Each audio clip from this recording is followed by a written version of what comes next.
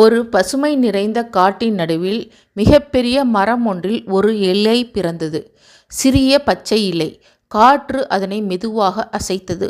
ஒவ்வொரு காலை சூரியன் உதிக்கும் போது அந்த இலை ஒளியில் குளித்து கொண்டது. மழையில் நனையும் போது புன்னகைத்தது. மரம் அதை நேசித்தது. பறவைகள் அதன் மீது பாடின. இலைக்கு வாழ்க்கை அழகாக இருந்தது. ஆனால் காலம் மாறத் தொடங்கியது. ஒரு நாள் காற்று சற்று வேகமாக வீசியது. இலை நடுங்கியது. மரம் அதனை நிதானமாக சொன்னது, பயப்படாதே, இது இயற்கையின் வழி. அதற்கு இலை பதிலளித்தது, நான் விழுந்தால் என்ன ஆகும்? நீ என்னை மறந்து விடுவாயா? மரம் சிரித்தது, இல்லை என் குழந்தையே, நீ விழுந்தால் முடிவல்ல, நீ மண்ணில் கலந்து மீண்டும் எனக்குள் வரும் ஊட்டம் ஆகுவாய். நீயே எனது புது இலைகளுக்கு உயிராக மாறுவாய். காற்று மெதுவாக அதனை தொட்டது. இலை அஞ்சலாக ஆனால் நம்பிக்கையுடன் தன்னுடைய கிளையை விட்டுவிட்டது.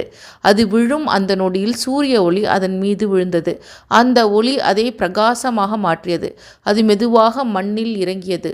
மழைத்துளிகள் அதன் மீது விழுந்தன. நாட்கள் சென்றன. அந்த இலை மண்ணில் கரைந்தது. அதன் மண் மீண்டும் மரத்தின் வேர் வழியாக சென்றது. மாதங்கள் கடந்து போன போது அந்த கிளையில் ஒரு புதிய இலை முளைத்தது. அது புது பச்சை நிறத்தில் பிரகாசித்தது. காற்று மீண்டும் அதனை தொட்டது, சிரித்தது. நீ ஏன் மீண்டும் வந்தாயே? அதற்கு புதிய இலை கூறியது, ஆம், விழுவதே வாழ்க்கையின் முடிவல்ல, அது ஒரு புதிய பிறப்பின் தொடக்கம்.